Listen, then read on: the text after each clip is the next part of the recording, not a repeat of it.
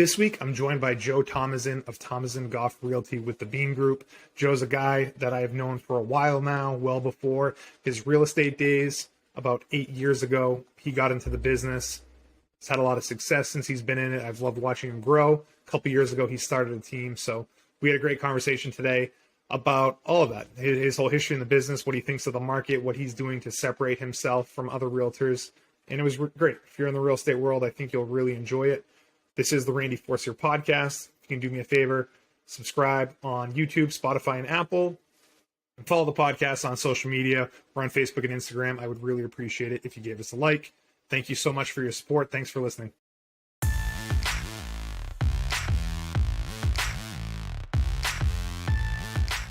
We go back to your pre-real estate days when you were working at RiRa in Portland. It's funny, we were just talking about that this morning because I've just started my 8th year of real estate, and it seems like I just left RiRa. I finished there in 2017. Yeah. So you there for a while? 14 years. Oh, okay. Yeah. Yep. So 8 years in real estate. What a crazy 8 years it's been. It has. When I first started, it was just when things were starting on the upswing. Yep. And I was kind of studying under a bunch of agents that knew a lot about the prior markets. And then as the kind of pre-COVID market started, learning in that environment. And then when COVID hit, it was learning a brand new environment. Yeah. And then the post-COVID years have been another new environment. Another new environment. And it's really interesting to be part of this whole process. Yep.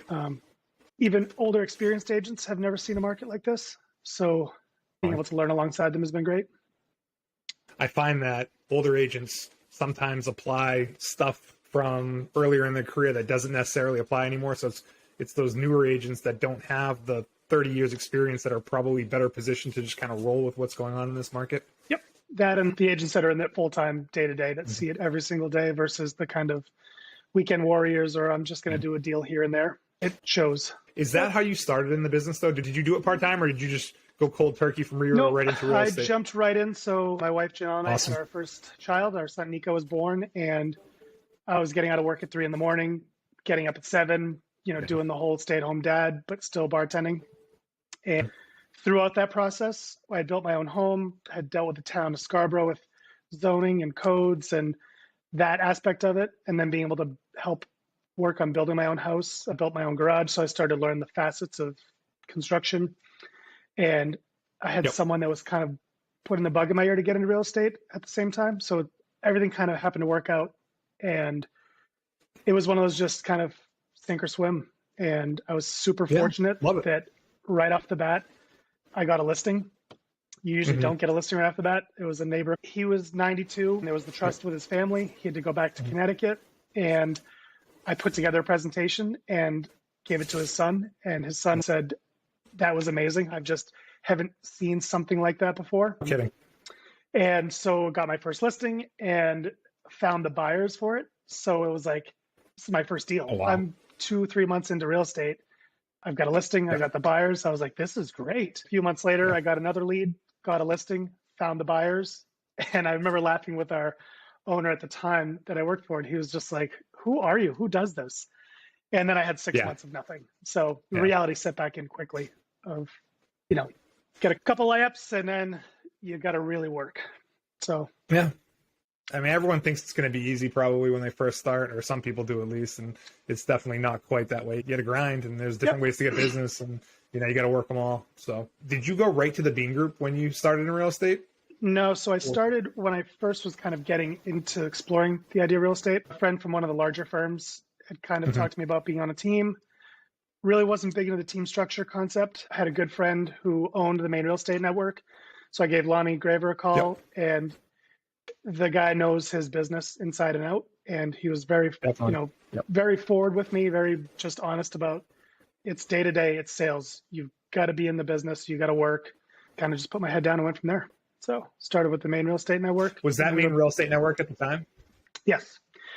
Under Lonnie, it was Main Real Estate Network for the first couple of years I was in the business. When Michael Bean acquired Main Real Estate Network, we sort of just kind of kept the whole thing going, changed our logo, changed TVs and a few other things, but still a very good company to work for. Allowed to do my own thing. Obviously, we're allowed to start our own kind of group within the company. So it's been great. So you did do that. And how long has it been since you've started your team? We started in 2021. It's funny because Derek and I have very different backgrounds. We have very different styles. He's got an IT background. I've got a science background, but we had that kind of same end result, the same goals. And he kind of asked me a few times, like, hey, do you want to start a team? And of course I said, no.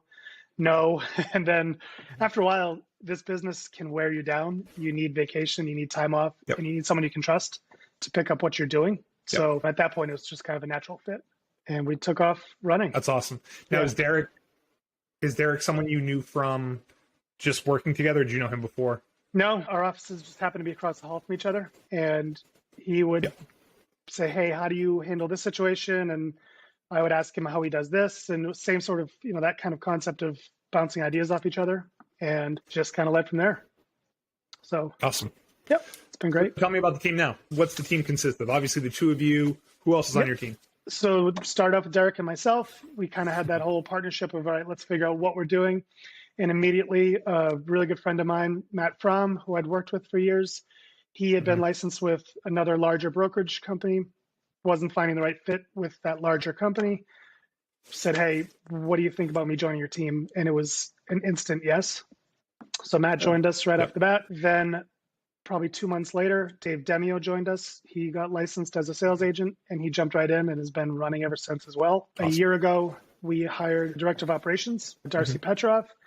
She got licensed, and within the first few weeks of being licensed, she got her first buyer, had her first closing. So that's again, awesome. just kind of, it's a good crew we have. We try to do things very differently. And it's actually come across, we've met with some vendors before, and a couple vendors have joked like, hey, you're the first team I've ever seen that actually gets along with each other and seems to enjoy working with each other. So it's been huge.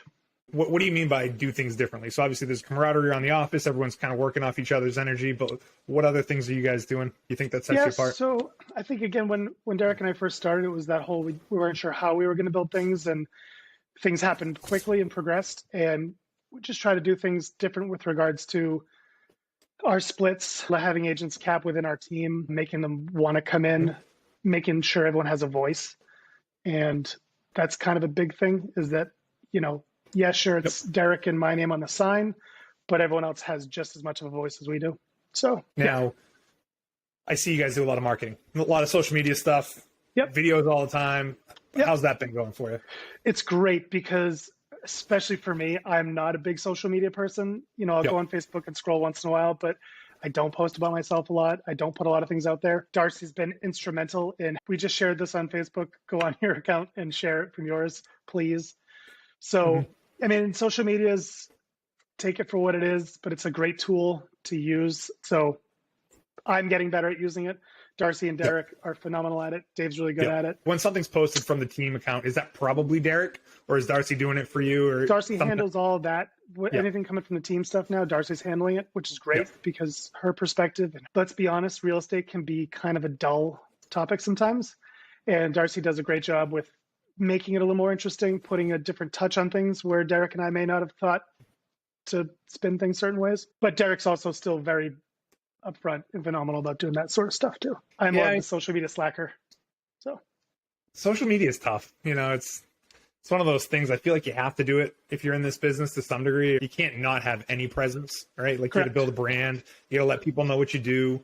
So you have to have it. I sometimes think if I wasn't in this business, I would get rid of all that stuff, but I'm not. So, I mean, here I am on Facebook all the time and Instagram and all this.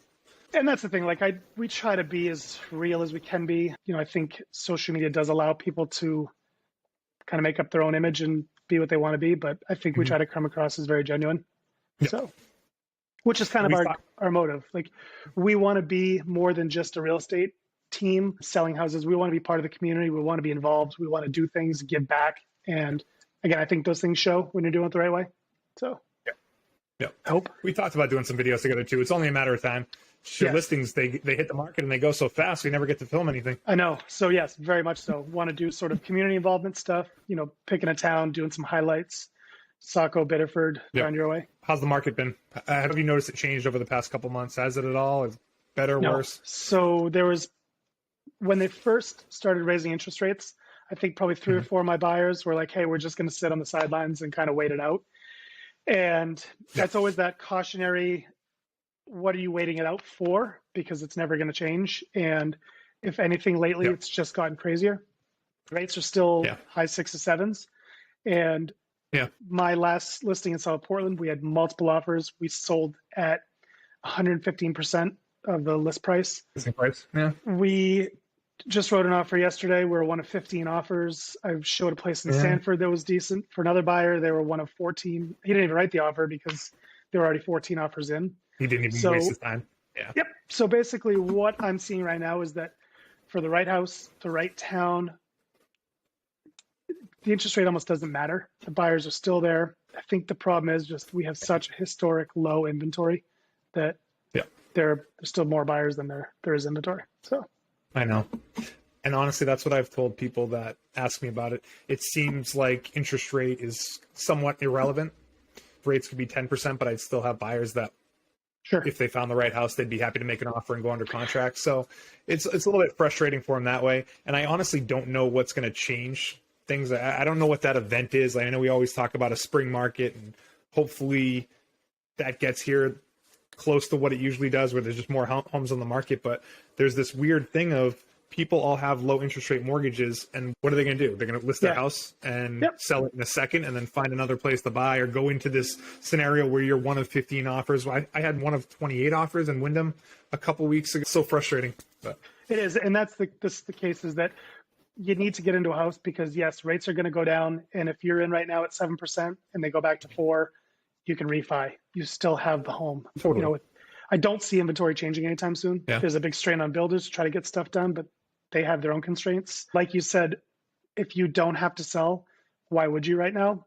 Although conversely on that topic, what I'm seeing is that even with the higher interest rates, you're still getting multiple offers. So now still is a good time to list because you've got 14, 15 offers.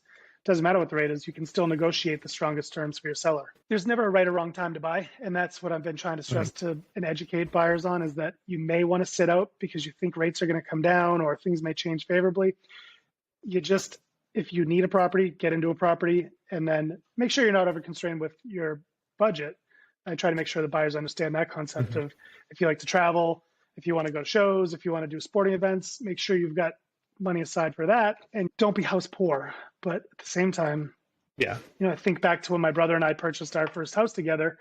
Our rent at the time was X dollars. When we bought it, our mortgage essentially doubled our rent, but it was the best investment we ever made. Yeah, it's a balancing act between being house poor and getting into something. But I agree with you. If you are living at your parents and you're getting married and you have to buy a house, I mean, it's like, do it. Don't try to time the market. You're not going to be able to. I've had people that have been trying to do that since 2018, 2019, and they thought prices were high then. And they missed out. Not to say that prices are going to keep rising at the rate they have since then, but when you try to time the market, it's just like, let your needs dictate things, and then try to obviously make a smart decision with the price range. But trying to time things and waiting for rates to come down or waiting for prices to come down, I don't know that it's happening anytime soon. No, and the one time when I thought it was going to happen, I mean, you figure since I've been in the business, we had annual growth in Cumberland County, like 6%, 6%, 6%. COVID hits. And then it was finally like, okay, this is where things are going to change. It did the exact opposite. We went up 20%, 21%. So it's like, who knows? Who knew that's what was going to happen? So even if we stabilize back at like a 6% annual, we still had that one section of 2 years where things went up 22%. So your numbers, your margins are even higher if you want to sell.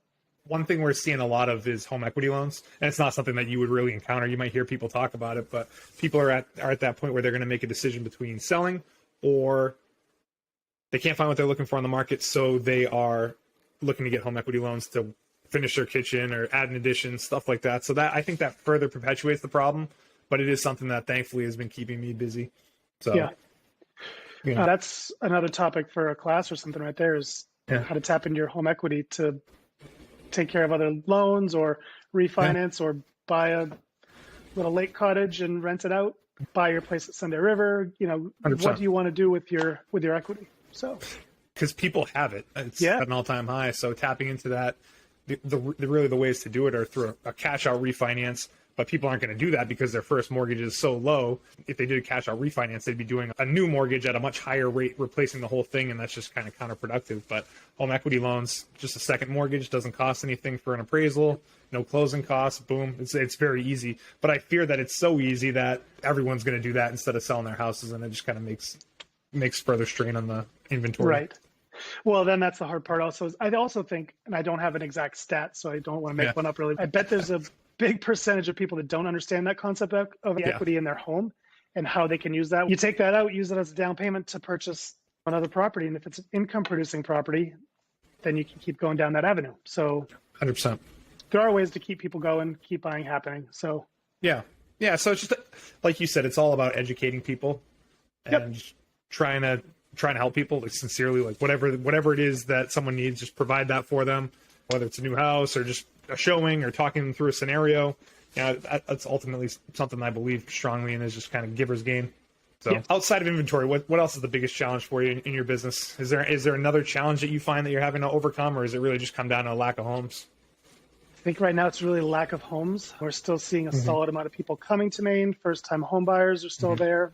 There are people that are willing to buy, and it's just trying to find that inventory. So, have you been working with a lot of second home buyers, or is that not a market you tap into quite as much? Not as much. I'd say like 90+% of my business is all Sphere, word of mouth, referral. So I don't see a lot of that second home coming from out of state. However, I do have it with, I listed a log home on Swan Pond, met a few buyers that were looking for second homes that way. So that's one avenue of finding people that are looking for second homes. So that's one thing I've found has been a little bit more challenging this year. It had been a bigger and bigger part of my business just because I do work Cumberland, York County, and Southern York County is a big second home market. And last year, some of the financing rules around buying second homes changed, where rates all of a sudden got jacked up very high, and it really deterred people from buying second homes. So that's something we're trying to navigate. I think a lot of those people that are buying second homes in the market nowadays are cash buyers, so it kind of cuts me out of the picture. Yep. And I think you nailed it on that. When the administration changed the rules and that interest rate on that second home, I think it happened at end of March into April of last year, and it favored cash buyers again, and all of a sudden, if that interest rate's changing on your lake house that you're asking this much for, cash buyer can go in and get it for less. So and that's kind of been the case too with right now with higher rates, is that it's favoring cash buyers. It's funny, just to give you some context as to why rates rose on second homes, it's because so many people were buying second homes early in COVID, just because the people that were doing well in COVID were still doing very well. And it got to the point that there was too high of a percentage of second homes across the country. So Fannie Freddie wants, I think it was a target of 7% of all mortgages to be second homes. And that number was like double that. So how do you reduce the number of second homes in overall mortgages in the country? And the way to do that is to jack up the interest rates, fill the demand. And it's probably had the desired effect. Hopefully it did, because what I was seeing in some markets is it had the exact opposite effect of, again, it was just favoring cash buyers. So it's kind of a double-edged sword, where you're trying to get this first-time home buyer in. But again, if it's the right place, and if you're talking a lake house or a condo at Sugarloaf, someone with cash is still grabbing that. So, yeah, no doubt. And I hope that it opens up an opportunity for not necessarily first-time home buyers, but just local people, because I feel like local Maine people have been boxed out of the real estate market by this out-of-state money. It doesn't have to be someone buying a second home on a lake. It could be a second house in a neighborhood in Saco, just because someone from out of state's buying it for their kids or something, and it just kind of pumps the brakes on that stuff a little bit, because it is hard to be a local person and buy a house in this market. Very much so. And again, going back to a lot of my buyers being local Mainers, you look at the median sales price in Scarborough, it's doubled in the last 4 years. So how do you do it? It is. So it's challenging, but then it comes back into the whole, get into a home. If it's not in the town you want it to be in the first place, build your equity, have your 5-year plan, and then look to resell and buy again. So what would you say is your key to success since you've been in the business? I think the key to my success has been hard work, being honest, making sure that you're a valuable resource. I'll sit down with buyers and I'll go through the exclusive buyer representation agreement or the exclusive right to sell, and I'll explain as much as I can in there and what everything means and why things are the way they are in those documents. Yep. and just try to stress to people what my job is. I'm not trying to sell you a house. I'm trying to help you facilitate the whole process. Like, I'm not the guy walking out the door saying, they're using one of those realtor lines of like, oh, is this the house you're going to buy? And what's keeping you from making an offer? My job is to look at the boiler, look at the windows, look at the roof, help educate the buyer or seller. I've always thought, being in this and watching how real estate agents work, is anyone can sell a house. Anyone can get a lead from Zillow and sell a house to someone. But whether or not that person is going to refer you to their family or their friends, that's really where you kind of have to go that extra mile. So I try to make sure everyone has the best experience possible, knowing that it's not about just selling that house to them. I need to make sure that they're in the right place for them. It fits them. If they need to sell in 2 years, the right move. So that's pretty much, I think, been one of the keys of my success.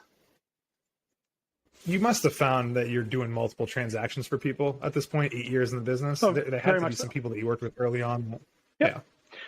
Yeah, I've already had my first few buys and sells. That happened early on. Again, when COVID hit, had an awesome couple. They purchased a home, had a baby.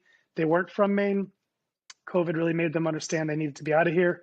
So that was my first buy sell experience within a year. So that happened pretty quickly. Was able to work with someone on a sell, a buy, and then a second home. So that's been great. So building those relationships is awesome. Yeah. And then once you get into those relationships, then you just get that phone call out of the blue of like, hey, so-and-so gave me your name. They told me I need to work with you. And that's just kind of how it snowballs. I was just giving a story to someone today. New agent, I've known her for, a while, and she was asking me about how it works. And my whole thing is just be in the business, because if you're in the business is going to make you more business. Mm-hmm. I took a listing once in Naples, drove back and forth, put my own sign in the yard. It was an hour drive to, an hour drive back, and made sure they had a great experience. Was a really good friend of mine. Mm-hmm. Helped them on the buy side later, helped their neighbors sell later, helped that neighbor, had a friend who wanted to sell it. So it keeps building, and you go from one small thing to 4 or 5 more deals, and it just keeps exponentially happening. So provided everyone has a good experience. Definitely. But it sounds like what I said before. If you're just, focus on helping people, the rest kind of takes care of itself. And in that situation, it sounds like it did. Yep. Before I let you go, what's your goals for 2023? I think for 2023, again, our team is solid. Whether or not we grow it, we try to stay organic on that. We don't want to force anything. Mm-hmm. So I think our team goals are just keep doing what we're doing. In 2021, we're in the top 1% of all real estate groups in Maine. So I think it's just making sure we keep that going, the production going. Goals, help as many people as I can, but in the best possible manner. And then hit a bunch of concerts, do some traveling, have fun. So where you going next? We got some good shows lined up for this year. We've got Robert Plant, Allison Krauss. Psyched to see Robert Plant. Is that at Thompson's Point? Thompson's or where is Point. That? Yep, Thompson's Point. Cake is coming to Thompson's Point. Yeah. My wife wants to go see the Chicks. Yeah. We are going to go see Foo Fighters at Boston Calling. That's a music festival in May, right? Yes. And Foos are heading the Friday night show. So that's right. Yep. Are Lumineers that night too, or is that Saturday? Saturday. Yep. Trying to do all this stuff with 2 little kids is always challenging. You got to worry about using all of your child watching capital with in-laws and the family. Right. Yeah, so true.